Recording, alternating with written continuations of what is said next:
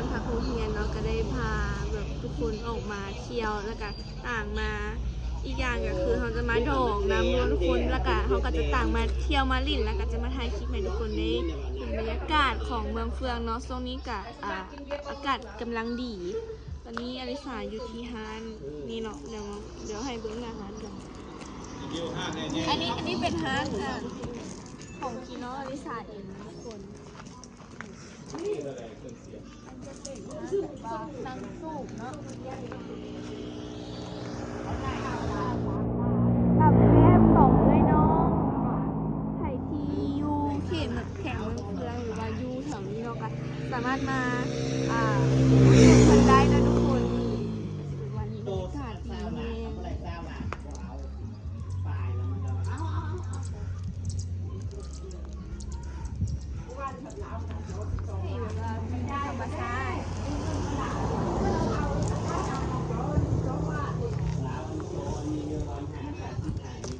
โบที่ลาวเหรอเอาที่มาเอามาวัดสุกนี่มาลงมาเจ้าเดี๋ยวนี้ไอ้บรรพุได้เงินเอามาลงทุนตลอดสัมภาษณ์จะเห็นนักวิ่งเลยมัน80สัมผัสเลยมืดบ่นี่หน่วยเอาไม่ได้นั่งเลยของทุกคน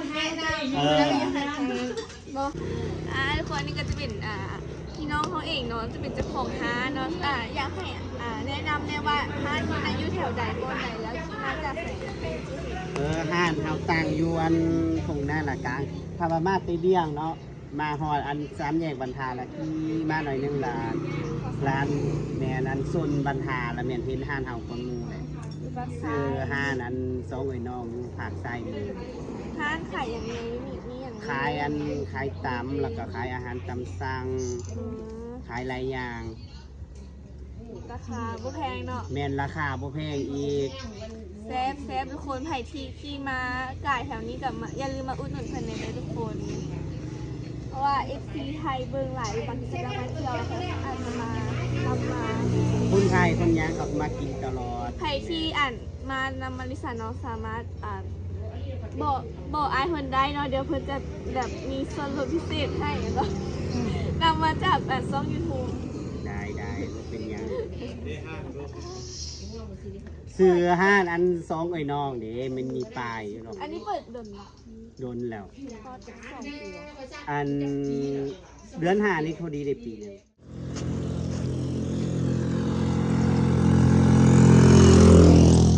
ทั้งหน้ามีคาเฟ่พร้อมนะทุกคนฮัลโหลสวัสดีไม่ได้เห็นโดนเขาไปถ่ายคลิปน้ำกันโดนแล้วเนาะเป็นอะไรไปมาเฮียนอยู่เวียงอยู่บนสถานีรถไฟขับอยู่นอนตามร้านตอนนั้นสิเป็นสาวตำรวจชื่อว่าไม่ได้เป็นซ้ำมันมีบอลให้นั่งกินกาแฟมันเป็นแบบกินแมนเอาไทยไฟสีเหลืองไม่ใช่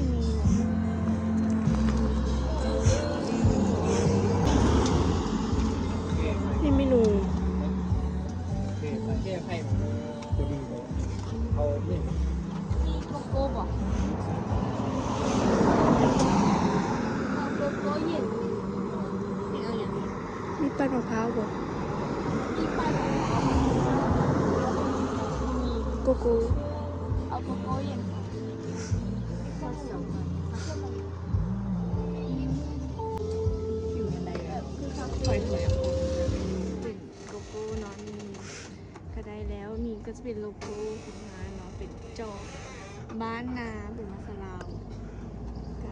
แต่เลือดดีแบบบรรยากาศมันได้ในทุกๆแบบขับเป็นกาแฟมันจะมีหลายเมนูเนาะก็เป็นแต่เมนู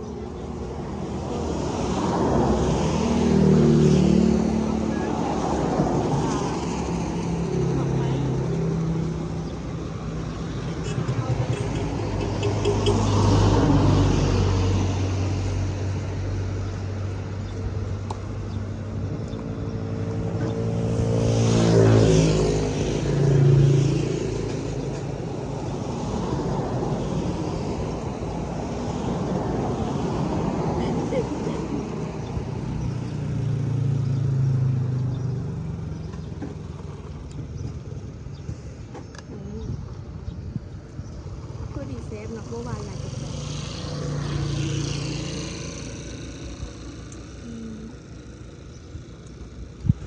ให้เนื้อชิม ขอบตัวเองดิ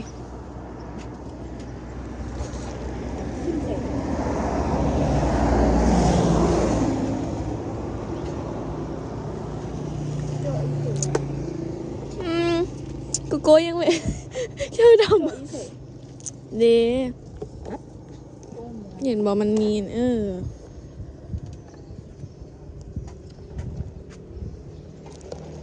ใครอยากนั่งก็นั่งได้เนาะมันมีบอลให้นั่งอยู่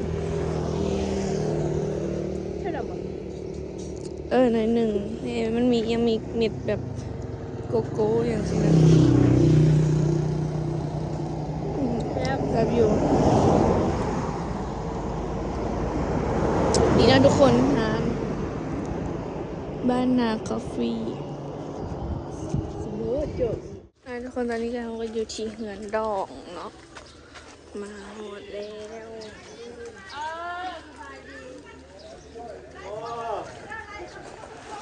สบายดี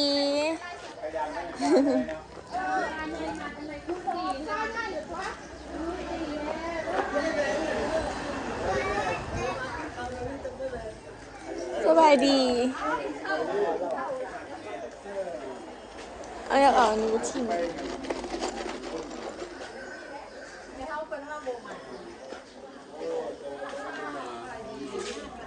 ตู้เสือยุเกอมาวัดก้อนเมื่อเลย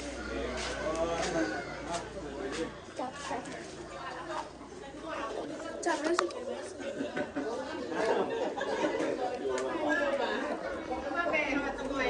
สบายดีแม่สบายดีบ้านหนูไม่ได้จะลูกหุ่นหน่อยเนาะได้มีหน่อยเอาลูกหุ่นหน่อยนึงหน่อยลูกหุ่นดาวเอางาน อันนี้ไงกกนะ เอ้ยกบ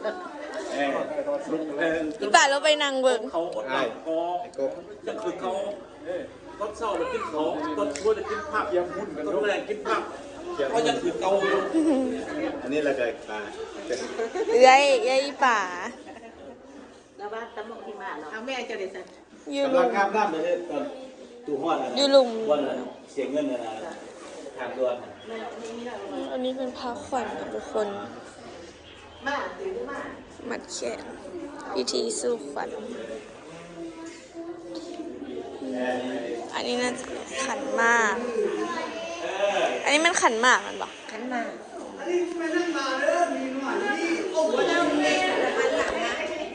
ฮัก ต่อมันรู้ว่าจ้างเขาเรียกร้านมาแล้วมาหมดดีหรือจะไม่อยู่โรงงาน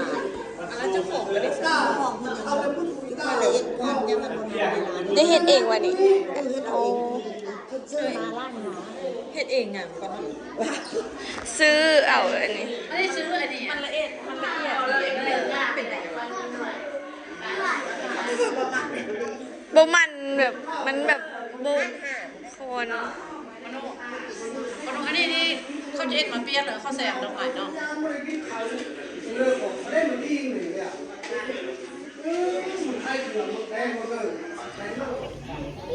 ฮัลโหลเนี่ยมันเป็นกล้องนี่นี่นะทุกคนอันนี้ก็คือไข่มุกตอนนั้นเขาไปถ่ายตอนนั้นน้องหากเกิด ตอนนี้5 เดือนแล้วจ้าเวียดน้อยสาวเวียดเอาเสร็จน้ำเตื่อยลงเสร็จอะไรเฮ้ย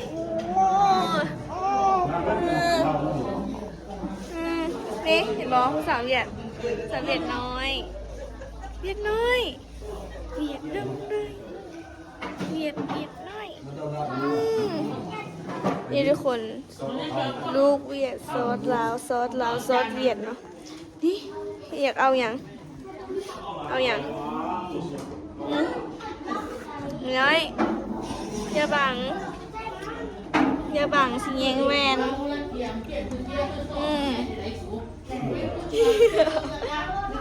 จิอีจิอี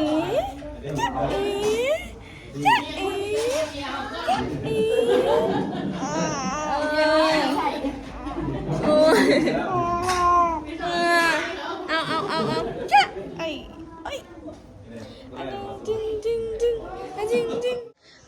คนนี่ก็จะเป็นบรรยากาศอยู่เฮือนครัวเนาะเป็นกำลังแต่งขินคือแบบทุกอย่างจะแบบเฮ็ดเองไปเลยนะพี่น้องช่วยกันนี่สบายดี อันนี้เมนูอย่าง โอ้ชีสอันนั้นอบ ตัวนี้ จ้า อบ อบอันนั้นอบหัวหมูวะ อบหัวงัวต้องใส่มันฝรั่งนะมันบ่นี่ ใส่มันฝรั่งเพราะว่ามันค่อยแซ่บฝรั่งให้รสแล้วก็รสพร้อม อันนี้ก็เลือดเนาะต้มเลือด อันนี้ก็เลือดงัวว่ะ นั่นแหละ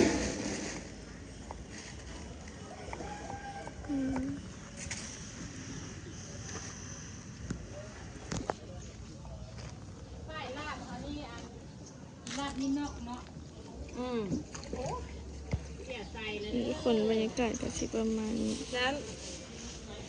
เมื่อกี้นี่เห็นเขาเจ้าปิ้งซีนเนาะแต่ว่าเร็ว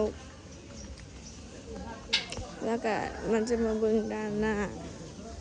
อันนี้ก็จะเป็นแบบว่าซอยเครื่องเคียง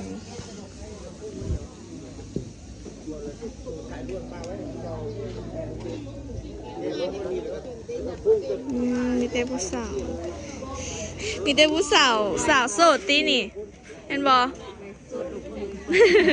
มีแต่สาวโสดมาฝากอาหารเฮ็ดซอยเครื่องเคียงเนาะอันนี้เอาใส่ยำบ่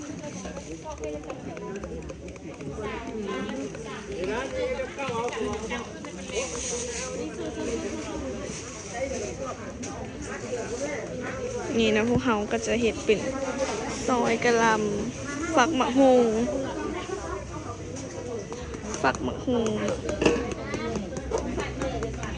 มาดอง มาดอง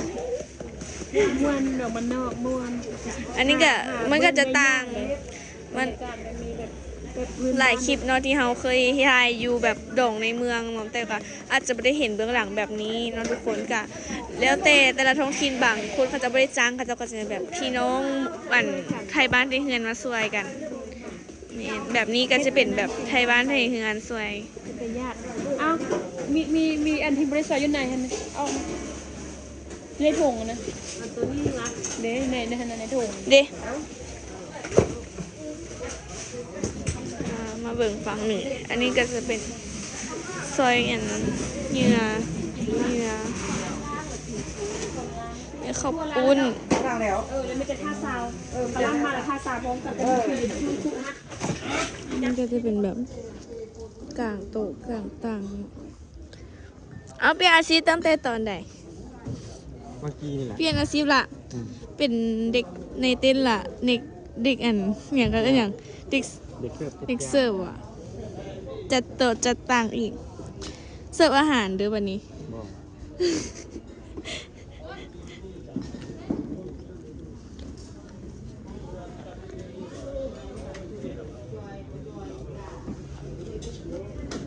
อันนี้เขาจะเห็นอย่างมาเบิ่งกันนะทุกคน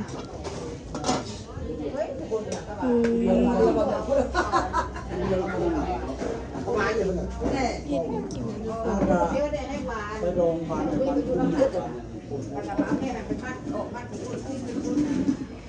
ฟ้าก็จะคึมๆแน่แต่ว่าอากาศกับพอดีร้อนไม่ได้หนาวพอดี ตอนนี้นะทุกคนเขาก็ออกมาจากเฮือนนั้นแล้วเขาก็มาแต่งตัวแต่งหน้าเกี่ยมจะไปดองแล้วทุกคนก็คือเขาเป่งนางเรียบร้อยเลย นี่ก็จะเป็นอุปของเขามันมีเอาเนื้อจับนี่นะทุกคนนี่จะเป็นส่วนอัน อาจารย์นี่กูไม่เห็นเลยหนุ่มหักสลิด